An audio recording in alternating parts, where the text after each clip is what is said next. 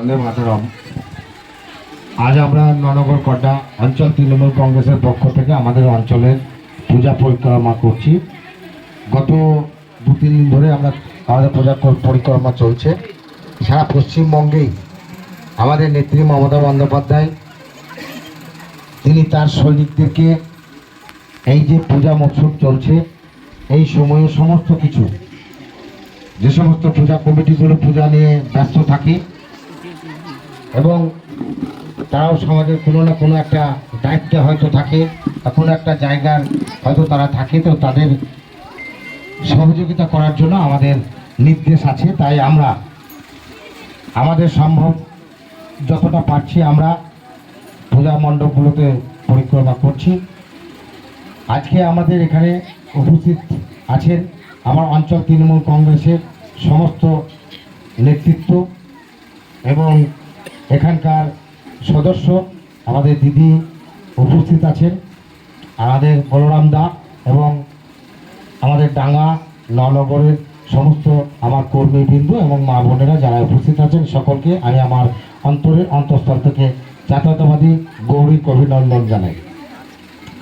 আপনারা জানেন পশ্চিমবঙ্গে এবং ভারতবর্ষের মধ্যে এমন একটা বাতাবরণ তৈরি হয়েছে যেখানে আমরা সাম্প্রদায়িকের গন্ধ পাচ্ছি। পশ্চিমবঙ্গের মাটি সম্প্রীতির মাটি, আজকে নয়, দীর্ঘদিন ধরেই এই মাটিতে বামপন্থীরা যতদিন রাজনীতি করেছে সেই সময়েও এইভাবে বিচ্ছিন্নতা কিছু ধর্মীয় সংগঠন বাধা দেওয়ার চেষ্টা করেছিল এবং এখানে তারা প্রতিষ্ঠা করার চেষ্টা করেছিল। কিন্তু ভারতবর্ষ ধর্মনিরপেক্ষ রাষ্ট্র, এখানে সংবিধানে যে কথা বলা আছে এখানকার বেশিরভাগ মানুষ, ভারতবর্ষের বেশিরভাগ মানুষ এবং পশ্চিমবঙ্গের বেশিরভাগ মানুষ তাদের এই পোশাক গলার থিওরিটা বিশ্বাস করে না। তাই প্রমাণ দিয়েছে 2021 সালে, তাই প্রমাণ দিয়েছে 2024 সালে।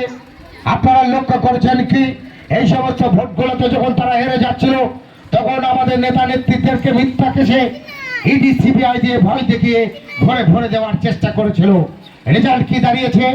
ওরা যা আমাদের নেত্রী মানুষের পাশে দাঁড়াবার জন্য যে সমস্ত পরিকল্পনা নিয়েছে প্রত্যেকটা পরিকল্পনাকে বাধা সৃষ্টি করার চেষ্টা করেছিল। আপনারা জানেন এই দুর্গোৎসবের যে টাকা, এটা 2020 সালে যখন আমাদের নেত্রী অনুধাবন করেছিল যে লকডাউন পরবর্তী মানুষের হাতে টাকা পয়সা নেই, পল্লীগ্রামগুলোতে যখন পুজো করা নিয়ে সর্বজনীন কমিটিগুলো সমস্যায় পড়েছে, তাদের মুখের হাসিটা যখন চলে গেছে, আমাদের নেত্রী তখন এই টাকা পয়সা মানুষের হাতে তুলে দিয়ে এই ধর্মীয় অনুষ্ঠানগুলো আরো চাঙ্গা করার চেষ্টা করেছিল। কিন্তু করেছিল কি তৎকালীন বিজেপির যে সমস্ত নেতৃত্ব ছিল তারা এটাকে হাইকোর্টে বাধা দিয়ে যাতে এই গরিব মানুষরা এই পূজা মণ্ডপে সে নতুন শাড়ি পরে আনন্দ না করতে পারে সেই চক্রান্ত করেছিল। কিন্তু সেই চক্রান্ত ব্যর্থ হয়েছে বলে আপনারা বছর বছর টাকাটা পাচ্ছেন। আপনারা দেখবেন প্রত্যেকটা মা বোন এখানে বসে আছে, যারা আছেন আমি আশা করছি 25 বছরের উপরে যারা আছেন তারা প্রত্যেকেই লক্ষ্মী ভান্ডার পাচ্ছেন। এখানে এসসি এসটি এবং সাধারণ মা বোনেদের সকলকেই এর আওতাতে আনা হয়েছে। আপনারা লক্ষ্য করবেন তারা বলেছিল আগের ভোটগুলোতে এই ভোটের সময় কটা মাস একটা বছর হয়তো দিবে, তারপর লক্ষ্মী ভান্ডার বন্ধ হয়ে যাবে। কিন্তু আমরা দেখলাম কি লক্ষ্মী ভান্ডারের টাকার পরিমাণ ক্রমপর্যায়ে বাড়তেই থাকলো।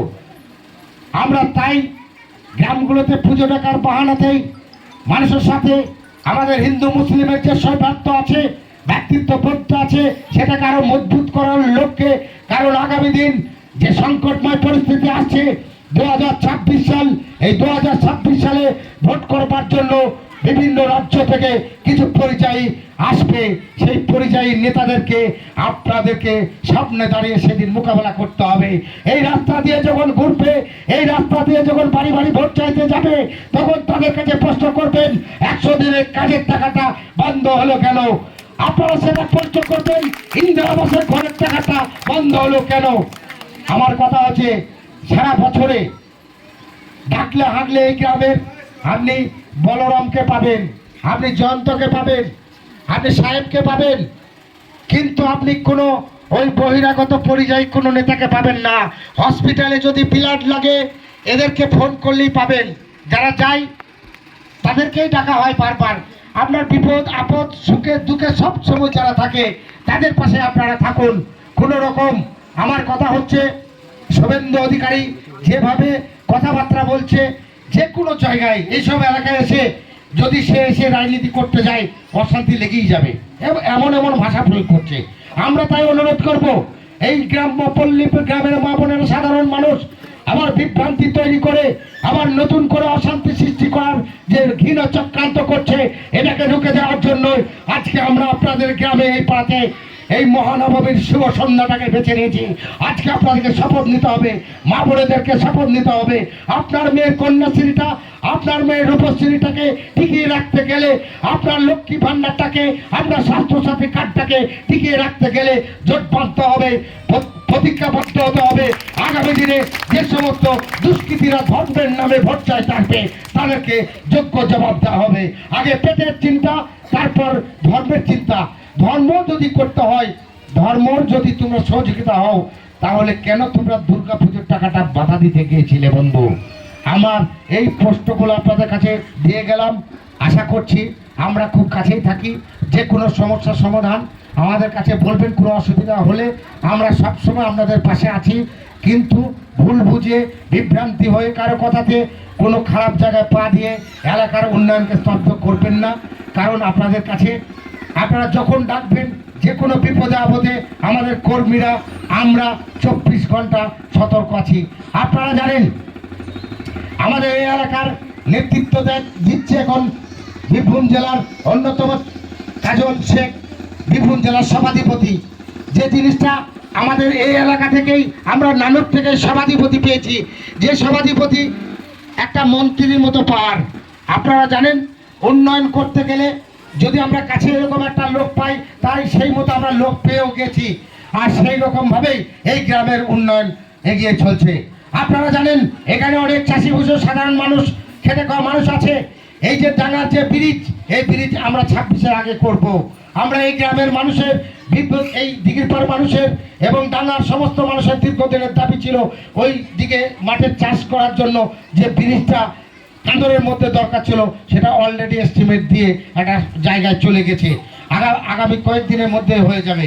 আপনারা দেখবেন আমার পাড়া আমার সমাধান, আমার পাড়া আমার সমাধানে আপনাদের পাড়ায় যে সমস্ত ছোট ছোট কাজগুলো দীর্ঘদিন ধরে পঞ্চায়েতের বেশি বেশি টাকার স্কিম হয় বলে আমরা দিতে পারি না, আপনাদের কাছে সেই ধরনের প্রকল্প নিয়ে এসেছিল মমতা বন্দ্যোপাধ্যায়। আপনারা দেখেছেন, আপনারা আর মোটামুটি 1 মাসের মধ্যে তার ফল পেয়ে যাবেন। যে সমস্ত গলি রাস্তাগুলো আছে, প্রত্যেকটা গলি রাস্তা ঢালাই হয়ে যাবে।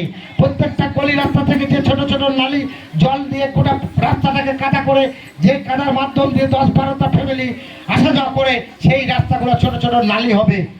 আপনারা এখান থেকে এই কাজ তুলে নিয়ে গেছি।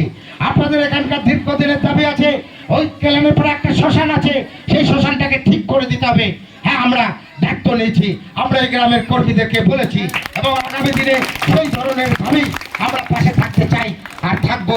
আপনাদের কাছে একটা অনুরোধ, আপনারা যেন জোটবদ্ধ হবেন, একতাবদ্ধ হবেন, বিভ্রান্তিকর কোনো কথাবার্তায় কর্ণপাত না করে আমার নেতা, তোমার নেতা কাজল শেখের নেতৃত্বে এই বীরভূম জেলার যে উন্নয়ন আছে, এতে আমরা সামিল হব।